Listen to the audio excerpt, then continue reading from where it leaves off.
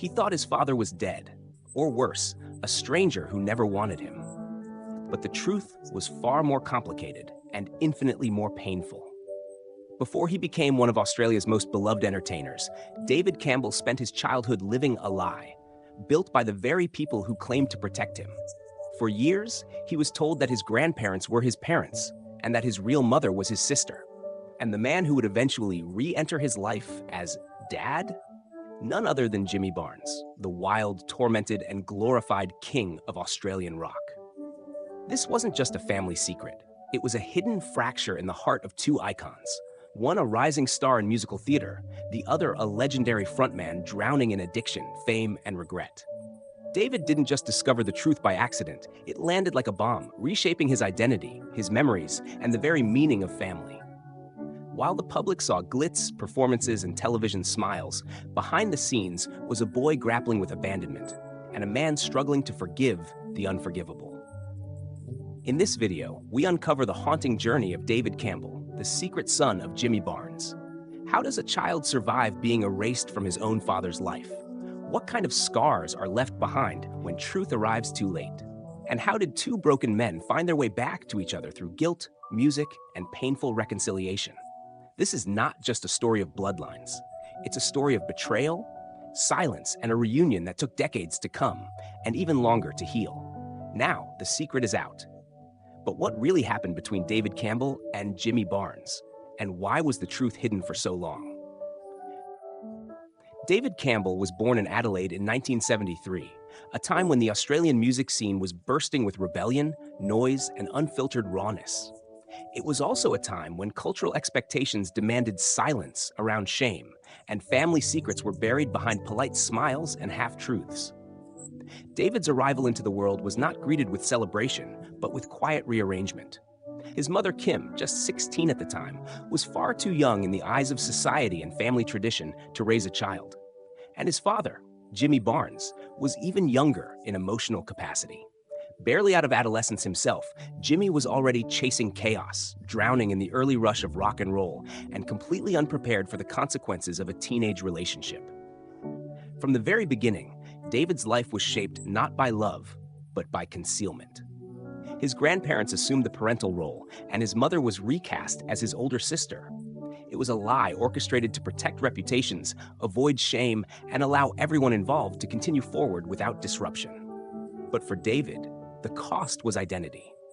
He grew up believing in a version of reality that was meticulously crafted and utterly false.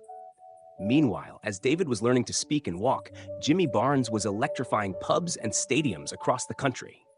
First with Cold Chisel, and later as a solo artist, he became the voice of a generation. Fierce, broken, magnetic, and unpredictable. But while Australia worshipped his on-stage fire, very few knew about the quiet blaze he had left behind. A son he had abandoned, emotionally and physically, never acknowledging, never writing, never looking back. This contrast between David's manufactured childhood and Jimmy's explosive rise to fame is where the heart of the story lies. On one side, a boy caught in a carefully managed illusion. On the other, a man spiraling through addiction, fame, and emotional detachment. Both were shaped by the same bloodline, but for decades they lived as strangers. David's pain was hidden under charm and talent, while Jimmy's guilt was swallowed by noise and denial. By the time David entered the spotlight in his own right, singing, acting, and eventually becoming a household name, he had already spent years carrying a wound that had no name. And Jimmy? He was still running, from trauma, from responsibility, from the truth. Their lives, though seemingly unconnected, were tied by an invisible thread of unfinished business. In this story, the glamour of fame collides with the brutality of family secrets. It's not just a tale of father and son. It's a mirror into how entire families can bend reality to avoid shame. But the truth, no matter how deeply buried, always finds a way back to the surface. And when it did for David and Jimmy, it cracked everything open. Only then did the real story begin. David Campbell's early life was, on the surface, unremarkable. Raised by his grandparents in Adelaide, he grew up believing he was part of a traditional family unit. Strict but loving, ordinary but stable. There were no whispers of scandal, no odd glances, no reasons to question why his sister Kim seemed closer than most siblings, or why the man named Jimmy Barnes, a rising rock star, occasionally appeared in conversations, but never in person. David's world was shaped by absence, masquerading as normality. But beneath the quiet facade, a psychological fracture was forming. Even as a child, David sensed a void he couldn't name. He was drawn to music and performance, showing an early gift for expressing emotions that, ironically, he had never been allowed to explore in real life. The theater became his sanctuary, his outlet, and eventually his ticket to independence. By his late teens, David had already made waves in the local scene and soon earned critical acclaim for his roles in stage productions. His voice, full of power and longing, captivated audiences, even as he remained largely anonymous in the wider media landscape. What the public didn't know was that David had left Adelaide not only in pursuit of his dreams, but also to escape the weight of his unspoken questions. The more he matured, the more the inconsistencies in his childhood narrative began to trouble him. Why were certain family stories vague? Why did his mother, Kim, never quite fit the mold of an older sister? Why did the mention of Jimmy Barnes always carry a strange tension? Something was missing, and David could feel it, gnawing at the edges of his identity. The revelation didn't come in a dramatic confrontation or a sudden discovery. It was whispered, almost reluctantly, in the shadows of a family moment. David learned, piece by piece, that Kim was not his sister, but his mother. And more devastatingly, that Jimmy Barnes, the wild, absent figure he'd heard about but never known, was his biological father. The truth wasn't delivered with warmth or clarity. It came as a wound, ripping apart everything he thought he knew about himself. In that moment, David lost the innocence of his past and gained something far heavier: the burden of truth. He was already a working performer by then, gaining traction in theater circuits in Sydney and later in London and New York. But behind every standing ovation was a man still trying to process the collapse of his personal history. He didn't run toward Jimmy Barnes with arms open. He hesitated. He resisted. After all, what kind of father watches his son grow up from a distance and says nothing? What kind of man writes lyrics about pain and struggle while ignoring the one person who needed him most? Meanwhile, Jimmy was spiraling through his own chaos. Cold Chisel had imploded under the weight of ego and exhaustion, and his solo career, though successful, was marred by alcoholism, violence, and emotional numbness. He was the definition of rock and roll excess, loved by millions, feared by those closest to him. The idea of being a father to a grown man he had never acknowledged was not just intimidating, it was foreign. Their first real encounters were tense and awkward. David was guarded, understandably skeptical of any attempts at connection. Jimmy, for his part, was trying, but decades of silence can't be undone with a handshake and an apology. The road to reconciliation would be long, uneven, and often painful. As David's career soared, with lead roles in Les Miserables, Shout, and countless other productions, he continued to build a name for himself. He earned accolades, TV hosting gigs, and national recognition. To the world, he was charismatic, poised, effortlessly talented. But behind the polished image was a man constantly weighing two versions of himself: the boy who was denied the truth and the adult trying to make peace with it. By the time the Australian public learned the full story, both David and Jimmy were already deep into the process of repairing what had been broken. But even then, questions lingered. Had the damage already been done? Could a bond formed out of guilt and regret ever truly feel like love? What followed was not a Hollywood-style reunion, but something more complex, and in many ways, more real. And it would set the stage for the darkest truths yet to come. For all the performances, accolades, and moments under the spotlight, nothing prepared David Campbell for the emotional reckoning that came with facing Jimmy Barnes, not as a rock legend, but as a father who had once chosen silence over love. It wasn't a single confrontation that defined their story, but a slow, suffocating series of realizations. Jimmy hadn't just disappeared. He had known about David, known where he was, known who was raising him, and still, he stayed away. In his memoirs, Jimmy would later admit what many suspected: he was terrified. At the time of David's birth, he was consumed by drugs, alcohol, and the raw chaos of fame. He felt unworthy, incapable, and emotionally fractured, fighting demons that had chased him since childhood. He ran, not because he didn't care, but because he didn't know how to stay. And for David, those explanations, while honest, were not always enough. The truth may bring clarity, but it rarely brings comfort. The media, when the story eventually surfaced, painted it as a miraculous reunion between two beloved stars. Father and son, united by music, bound by blood. But behind the glossy headlines was a narrative few understood.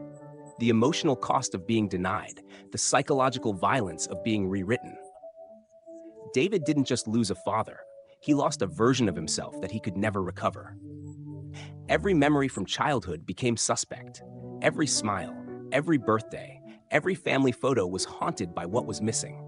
In interviews, David would occasionally allude to the pain.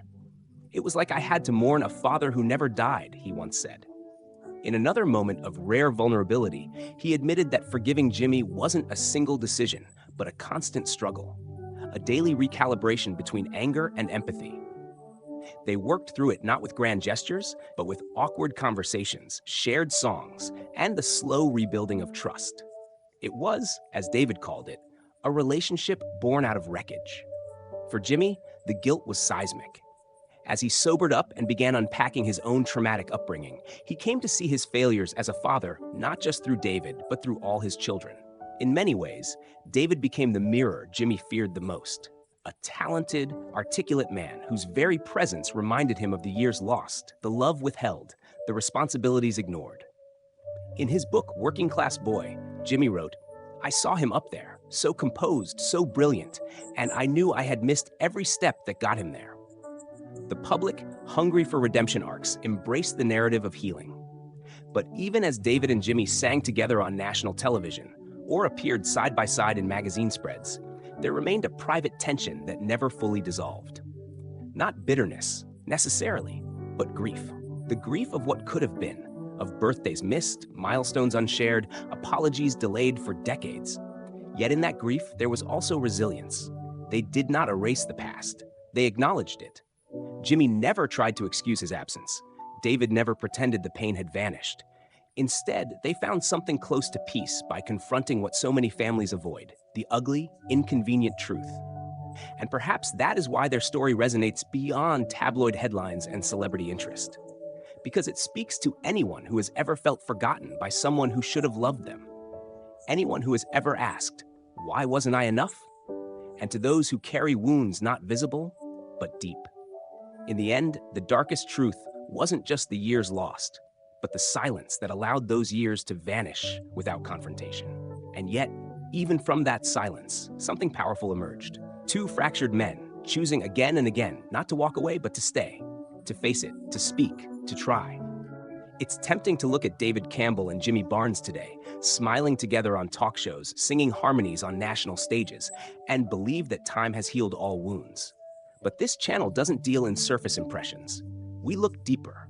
And what we see is a bond forged not through fairy tale reunion, but through the painful, often excruciating labor of truth-telling. David Campbell is, by all public measures, a success. He built a career on talent, discipline, and charisma, not on his surname. And yet the shadow of that surname loomed over him long before he ever knew it belonged to him. That's the great irony. Even in absence, Jimmy Barnes was there, etched into David's voice, his stage presence, his yearning to be seen. It's not difficult to see that his artistry was shaped by the very father who wasn't around to witness it. But the channel's deeper admiration goes not only to David's ability to forgive, but to his refusal to sanitize the past. He never sold the story as a feel-good tale. He acknowledged the betrayal, the confusion, and the long, awkward years of healing. In doing so, he gave a voice to millions of people with fractured family histories, those who were raised in half-truths and taught to smile through the silence. David's courage lies in that honesty, and his legacy, as an entertainer, is deeply intertwined with that emotional transparency. As for Jimmy Barnes, he remains a complex figure, a working-class hero with a voice that defined a generation, but also a man who spent too many years running from the people who needed him most. The channel does not seek to absolve or condemn, but to understand. Jimmy's addiction, his violent upbringing, and the cultural pressures of hypermasculinity all contributed to his failures as a young father. but they don't excuse them. What earns him some redemption is that he didn't hide from the consequences. He faced them. Eventually. The public tends to simplify narratives, good or bad, present or absent, forgiven or forgotten. But real life, especially family life, is far messier. David and Jimmy's story reminds us that reconciliation is not the end of a story, but the start of a very different one. One that requires constant humility, conversation, and accountability. We believe their story deserves to be remembered, not because of who they are in the entertainment industry, but because of what they endured behind it. A son born into silence, a father lost in noise, and a reunion that taught them and us that love doesn't always arrive on time, but sometimes it arrives just in time to matter. Now we'd like to know what you think. Have you ever discovered a truth that changed how you saw your family forever? Do you believe it's possible to rebuild a relationship after such profound absence, or do some wounds run too deep? As always, we leave the judgment to you. Some stories are written in the spotlight. Others are buried in whispers, held back by fear, shame, and the belief that silence protects. For David Campbell, the silence shaped him long before he ever stepped onto a stage. And when the truth finally emerged, it didn't erase the past, it simply gave it a name. There's something haunting about a child growing up just a few city blocks away from his famous father, watching him on posters, hearing his voice on radios, never knowing that blood linked them. It speaks to a deeper loneliness, the kind that fame can't cure, applause can't silence, and no song can fully express. The kind of loneliness that makes a boy sing his heart out, hoping someone somewhere will recognize the echo. Jimmy Barnes, for all his faults, never pretended to be perfect. His journey, from a battered childhood to a chaotic stardom, and finally to a man trying to fix what he broke, mirrors the story of many men who inherit damage and unknowingly pass it on. But in facing David, in singing beside him, in calling him son, not just with words but with presence, Jimmy found something he never had, a second chance. And David? He didn't just reclaim a father, he reclaimed himself.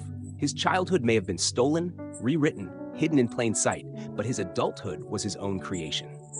Through theater, music, family, and brutal honesty, he carved out an identity not shaped by secrets, but by strength. Their story lingers because it's not clean. It doesn't end with a bow or a perfect reconciliation. It ends with two men standing beside each other.